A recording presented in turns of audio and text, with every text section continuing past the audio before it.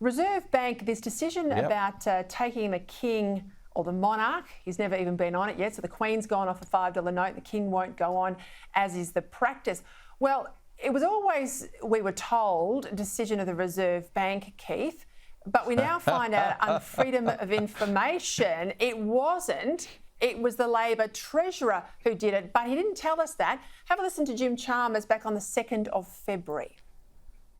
We were consulted on this decision. It is a decision for the RBA to take. That FOI letter, Keith says it was Chalmers who made the decision to ditch the King. Oh, who'd have thunk it, Peter? When Jimbo's got his calm voice and sad voice on, you know that something's going wrong. And everything that Labor said they wouldn't do, they are doing, whether that's attacking your superannuation to use for their benefit, whether it is around forcing the Republic, whether it's the Voice without a yes and a no campaign being equally funded, and pamphlets. It's not a pamphlet. I went and had a look at the one for the last time the Republic came up. It's 39 pages of information. Sounds important to me. Yeah. What was your take, Gary, on the super stuff? You've been around a long time. I'm sure you were probably in the Parliament when Keating brought in the original superannuation legislation in '92. It's not today what it was meant to be. It was meant to get us off the pension and be self-reliant. It's a cash cow for the unions. And now you've got a government with this announcement today looking like they're going to start to decide what they want to use our money on and limit what we can do with it.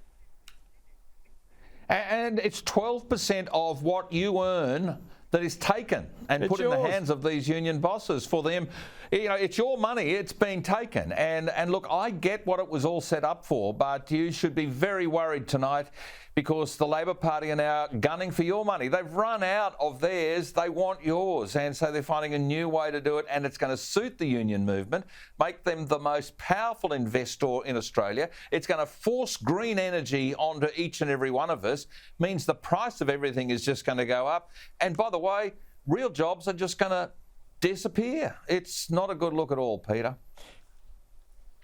Jens, I do love Roald Dahl. I love Charlie and the Chocolate Factory and James and the Giant Peach. I could go on. Oompa Loompas, though, they're now gender neutral. Augustus Gloop is no longer fat. We can't use references to Rudyard Kipling. I think he's a colonial power. They've put in Jane Austen. Dear.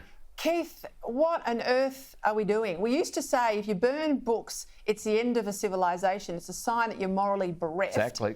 But we're doing it here to our own generation of kids. Well, when you rewrite history, Peter, you get very bad outcomes. And everyone I talk to says they've had enough. Enough is enough. Enough of this nonsense. We need people who are resilient. And we're creating a whole generation of powder puffs.